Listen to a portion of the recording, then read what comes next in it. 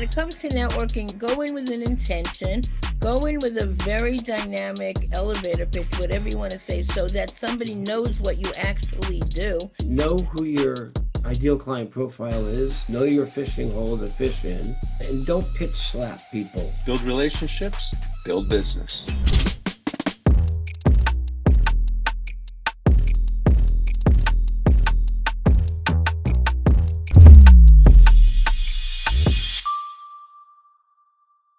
Well, welcome to another session of Business Lunatics. Here's where 3 or 4 loonies get together, and we will talk about the what does it take to be in business again today, the good, the bad, the ugly, and this is no fluff, no BS, just actual uh, stuff that you can use and implement immediately.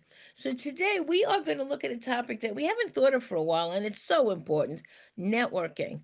Because they always say your net worth is equivalent to your networking opportunities. So let's talk about networking. How good are you? How dismal are you? Are you effective, not effective? What makes it effective? So who wants to start us off? Freddie, go for it. Well, great topic, Rochelle, because networking kind of disappeared for a little while during the pandemic, and in-person networking is popping up, at least here in Arizona, on a regular basis. And there's a multitude of different groups. But the importance is, why are you going to the networking event?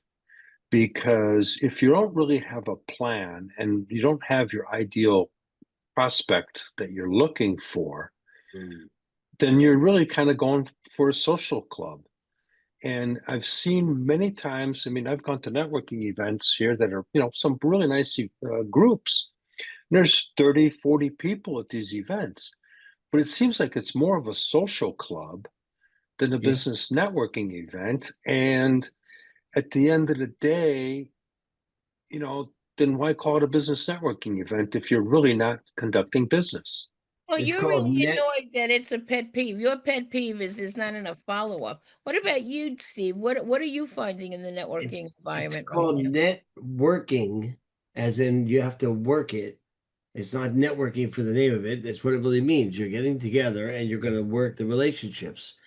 I think there's a good friend of mine, probably the epitome of a perfect networker. He goes to an event, he seeks out people that are his ideal client profile, his ICP, or if he's looking for a center of influence, he might pick those people out. And he does it with intent. He intentionally will go over and talk to them, find out where their challenges are, where they're stuck, and kind of see how he may be able to help them. And he's not trying to pitch slap them or sell them right then and there. He's just trying to build a relationship. And then he follows up. And I mean, he follows up constantly, and he's kind of like my superstar marketer. But if you go out and you get a bunch of cards, and that's great, but if you don't do anything with those cards, they're just a bunch of cards, and you're really wasting a very good opportunity. You're wasting everybody's time. And one of the things that I tell people is, you know, you you and I may not do business, okay, because we're not the ideal fit for one another per se. But we should take, and this is where I think people shortchange it, is you still should take a moment to say, okay, I'll give you 30 minutes on a Zoom meeting or whatever, so I don't have to drive anywhere. There's a follow-up to that networking event because you never know who I know, and Yeah. and vice versa. I never will never know who you know if we don't take that 30-minute, what I call coffee virtual meeting, and learn about each other's business without selling each other. Because I've had opportunities where that other person and I did not do any business together, but several months later, I got a referral because they remembered that I was able to address this kind of a thing. But had that never, if we had never had that virtual coffee meeting, it would have never happened.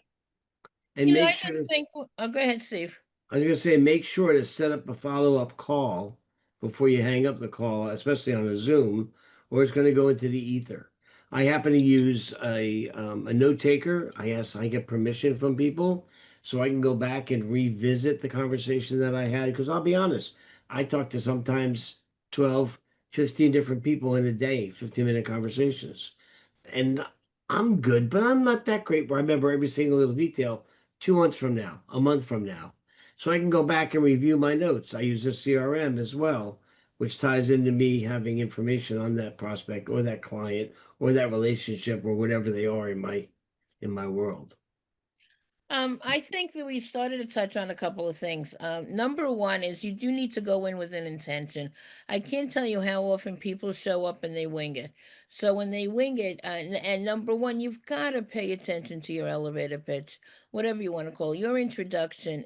So I'll Mhm. give you an example. If when I meet several people, let's just say I meet three accountants, and he says, they go around and say, my name is Alan and an accountant. I don't know what he does. I don't know his high level thinking. I know nothing about Right. him. When you identify from your industry, you don't get to see who you are. You don't get to see how special, unique. I know nothing. I don't see your expertise, so it doesn't give me a reason to want to follow up with you.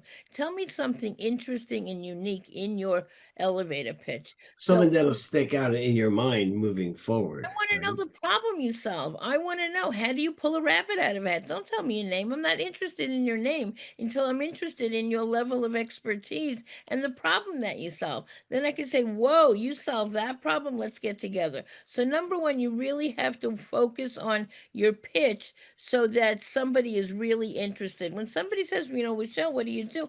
I said, let me tell you, people reach out to me because they're panicked about decision making, implementation, and innovation. They're petrified. They're literally Yeah. at a loss for profit. Working with these companies, getting them to their next level of success is where I do my best work. So somebody at least has an idea of what I do. I don't tell somebody I'm a business coach. It doesn't mean anything. But they know, Right. if you have a problem with innovation and decision making, talk to her. If You're you not want a business to coach, you're a problem solver. You're a problem Right. solver. That's what you And, are. and the other thing that gotta turns tell so any somebody can understand the problem that you solve. I don't solve babysitting. I'll solve cash flow. You gotta get clear. When we're too generic, we mean nothing. That's number one. Number two, you gotta have an intention. And then number three, who are your power partners in the room? I don't want to meet with everybody. But Yeah. what is a power partner? A power partner is somebody that is right now working with your ideal client from a different angle. So, for sure. example, I do very well with meeting marketing people because if somebody is doing a marketing campaign right now, they're interested in business growth. So she and or he and I can work together, and we can exchange leads much easier because we both have the same client base, but from different angles. So when you Right, go because you can to you can collaborate, correct, together you and Yeah. could really collaborate or just have introductions. Doesn't have to have right. collaborate. You can either collaborate or just offer an introduction. And the Right. last And I thing want to is, go I want to go I want to go back to one of the things that you said about going in there with intention because how many times have we gone to a networking group and then you get that individual that just throws up on you and tells you all Bitch how slap, I wonderful call that they are and everything else. I remember a well, couple so what years about ago. that about me? Yeah, I remember a couple years ago, I went to a networking event with this individual, and he was going around to every table because it was a sit down kind of a networking thing and was talking about how wonderful and how he could provide these people with the service and was No just big deal. spewing all the stuff and had no idea whether they had a need for it or not. He was just doing a quick garbage dump, as I call it. And he turned everybody off in the room because everybody would come up, and I'd be following up, whatever. And they say, "Did you meet that guy?" And it was like, it wasn't a good compliment. Yeah, not good, not good. I call that pitch slapping. I call what you call a power person. I call a center of influence. All the same. You can name it anything you want, but you need to have a few things that you need to make sure that you have in your toolkit. I'll say you have to have intention. You have to know what you're going after. You have to understand who you are, what you're selling, and what problems it solves. You have to know who your ideal client profile is and what it looks like. Actually write it down. List what size company, what industry, what traits, You know, like for instance, am I willing to deal with someone that's an arrogant person, or do I want to only deal with nice, happy, fun people? I mean, that's a decision I have to make, but have intentionally decided what you're going to do or who you're going to work with. Make sure that you're swimming into or fishing in the right fishing hole. Because if you're The other trying to thing, get whales and you're in a little baby pond, the odds are not good you're going to get a whale. right. If you're trying to get, a little fish and you're in a big giant ocean, you're probably not going to get the little fish because there's nothing but whales in it. So know your fishing hole. And the other thing that you want to think about too is be intriguing. So you don't need to spew out all the things that you do. I usually, when people ask me a question, I basically tell them I help people realize the growth engine that's staring them right in the face and they can't see it. And it's Hey, so it's created that curiosity. And what's happened is now they're going to say, "Well, tell me more." And Mhm. so now they're asking for Right. information versus me regurgitating and throwing up on them. And it's much more intentional. And now I've got their, more importantly, I caught their attention. They're going to go, "Oh, wait a minute. That. I want to know more about that. What is here's that?" interesting. I always say, when you talk about your business, are you storytelling or boring telling? I want to know. Tell me a story that shows your expertise. So based on that story, I'm going to get to see what you can deliver. You don't have to tell me that you're doing something for 20 years. I couldn't care less.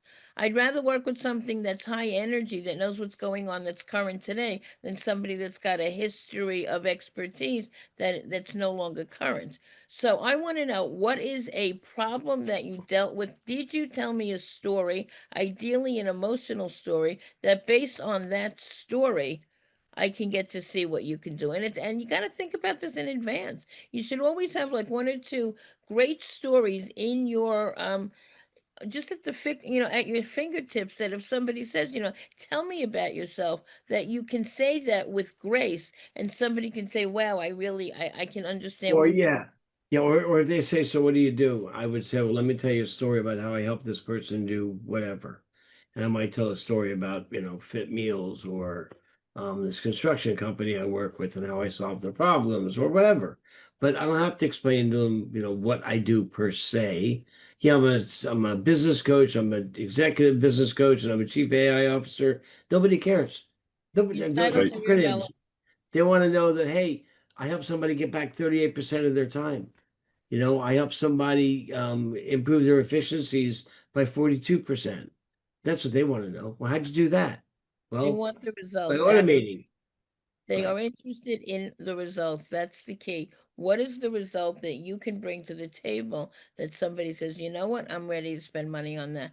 And the last thing is, when we ask for referrals, I've got a pet peeve about that. I'm not somebody's marketing arm.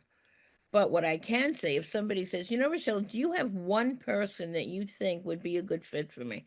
I can put my thinking cap on for one.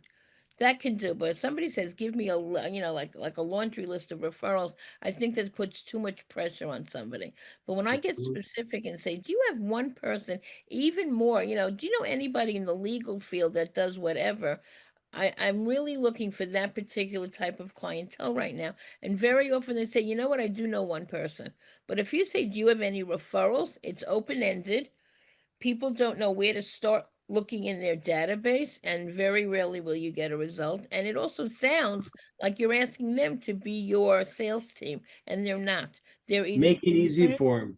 Make it and easy Well, for them. there's a couple of things that I want to really go back and highlight for our listeners is one is it goes back to one of my sayings, to be terrific, you need to be specific. And if you're specific, you'll be terrific.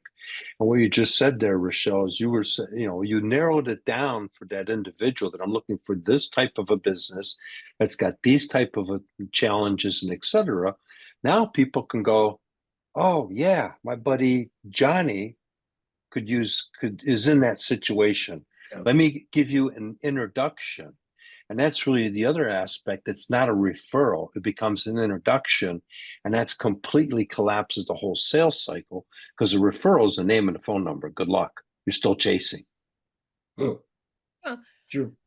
a lot of times you can also, if you know the person and you are meeting them either on Zoom or in person, in advance, you might be able to go to their LinkedIn and see who might be on their LinkedIn. So you can say, you know what, I see that you're connected to Harry Smith. Would you be able to give me an introduction? He may know them, he may not, because sometimes we get so many different ways that people get on our LinkedIn.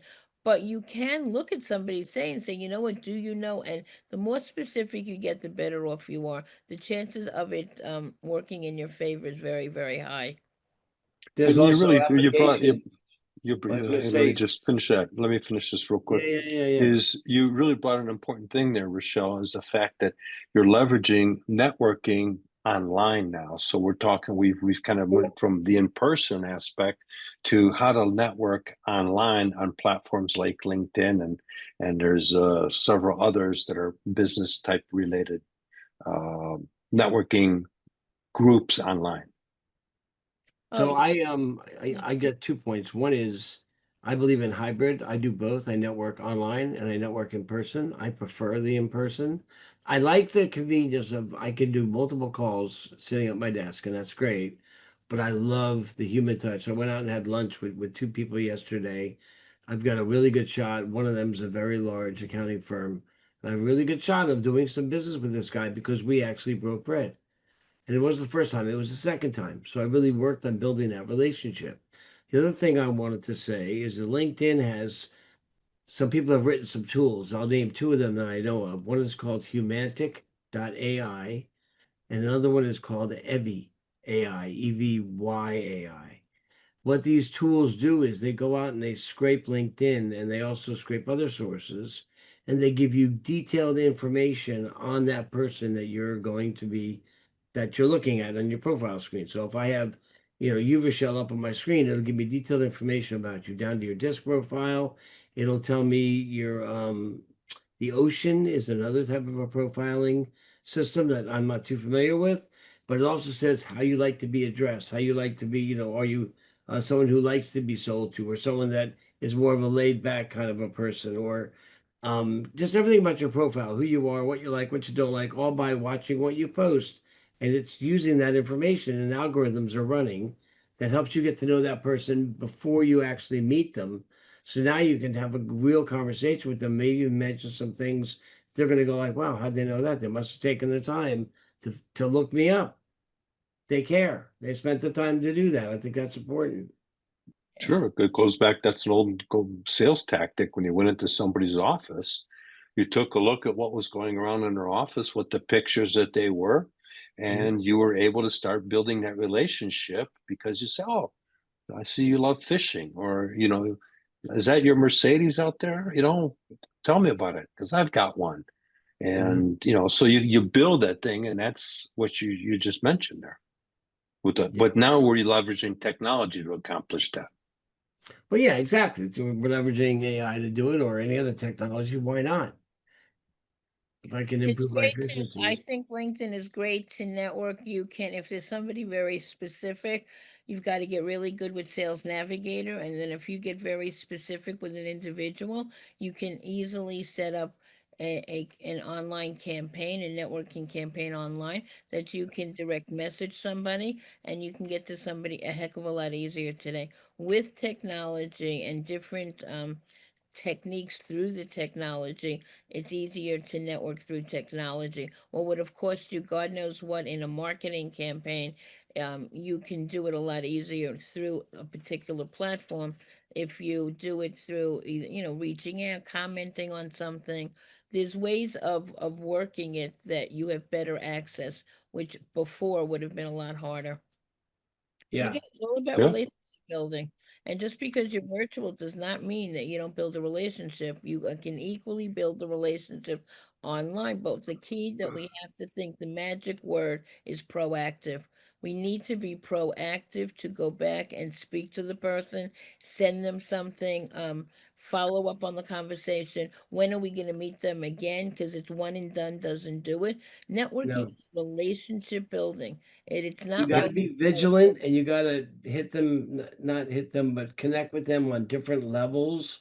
Not everybody connects on LinkedIn because they're not LinkedIners. Not everybody likes email. Not everybody likes text messaging.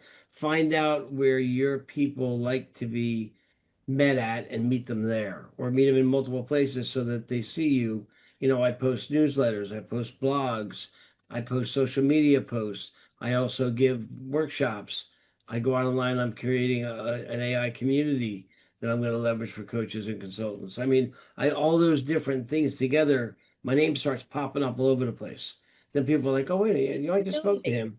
He Is must know his stuff. ability and relationships in areas. Networking is about relationships. It's not about Yep. immediate sales. It's all Nope. about and where do you want to start planting the seed for the relationship to grow? Is it in a community? Is it in an association? Is it in a small networking group like a BNI? Is it something broader that's more global? But be very strategic so that you're not just wasting your time. I agree, but I think, or maybe I didn't make my point clear, is that the added extra notoriety of seeing you around or seeing that you're putting out good, helpful content, I think that aids and helps you when you do meet that person, when your paths cross on a more personal kind of a level. So I'm just saying, I'm not doing my networking for or my social media because I expected to have clients call me necessarily, but they're like, oh yeah, that's right, I saw you online. You're the guy that does that AI stuff or that business coach stuff or whatever. That's what I'm really getting at. I think that's Yeah, important. and it goes also, to Rochelle's point, like the BNIs. I was in the BNI for 10 years, and I was in multiple states because I moved. And so I built relationships, and I still have those relationships, 20 years later, because of the fact that we were um, spending time together, and we go out to, we get together for a lunch, we get together for a coffee, we get together for beverages after work or whatever. And so that was all relationship building. And then as the relationship built, the business came. It's always that Yeah. way. A relationship can be the right relationship can be more successful than any, marketing campaign. So Oh, now, yeah. guys, let's just kind of like wrap this up. Let's say what are your takeaways? Freddie, give me some of your takeaways for today. Well, my biggest takeaway was I used to run a networking group, and it says this will says say it all: build relationships, build business. How about you, Steve? I've got a few. I mean, know who your ideal client profile is, know your fishing hole to fish in, and don't pitch slap people. You know what? They don't really care. They want to know what can you do for me today. So when you talk and speak to people, speak to them what problems you solve. Bring up some stories, maybe. And follow up. To say when it comes to networking, you need to go in with an intention, go in with a very dynamic elevator pitch, whatever you want to say, so that somebody Mhm. knows what you actually do. And most important, follow up. If you do not Yep. follow up, I mean, literally, you're just wasting your time. So Everybody's time, not just your time, everybody's time. follow up is so important. So, be proactive, find that power partner, do your follow up, and then the networking can really pay off long term. Yep. So, with that in mind, please, come next week for another session of Business Lunatics. Become one of the loonies.